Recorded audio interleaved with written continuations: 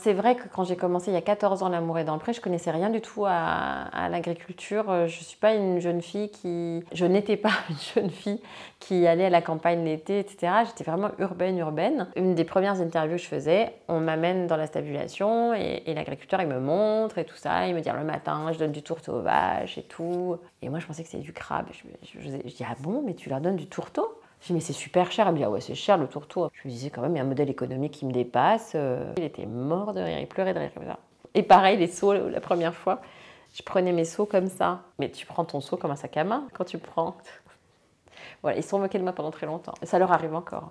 Je pense que j'avais des idées reçues, un peu comme tous les urbains sur les agriculteurs. Pollueurs, incultes, un peu des bourrins. J'ai découvert des gens extraordinaires, intelligents, courageux, travailleurs, philosophes. Parce qu'il en faut pour tout remettre son travail chaque année sans savoir ce qu'on va récolter, ce qu'on va gagner. J'ai vécu pendant ces 14 ans des événements aussi douloureux dans ma vie. Et quand ils l'ont su, ils ont toujours été présents. Et peut-être beaucoup plus que de gens qui sont proches comme ça au quotidien. Eux, ils n'ont pas hésité à prendre le camion, à m'envoyer des choses à manger, à boire, à m'appeler tout le temps. Ce sont des gens évidemment sincères et humains. Et je me sens très proche de cette corporation. Et donc petit à petit, maintenant je crois que je m'y connais un peu plus. C'est grâce à eux aussi si j'ai acheté une maison avec un peu de terrain et que j'ai eu envie de quitter Paris. C'est des gens qui sont dans mon cœur, pas tous, faut pas faire d'angélisme, mais j'ai vraiment rencontré des amis très proches et je les aime très fort.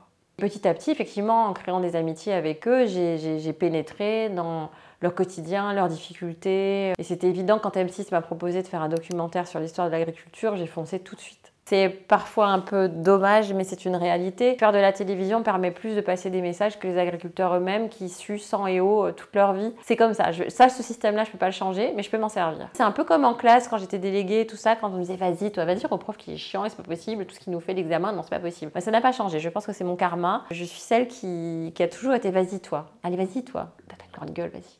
Voilà.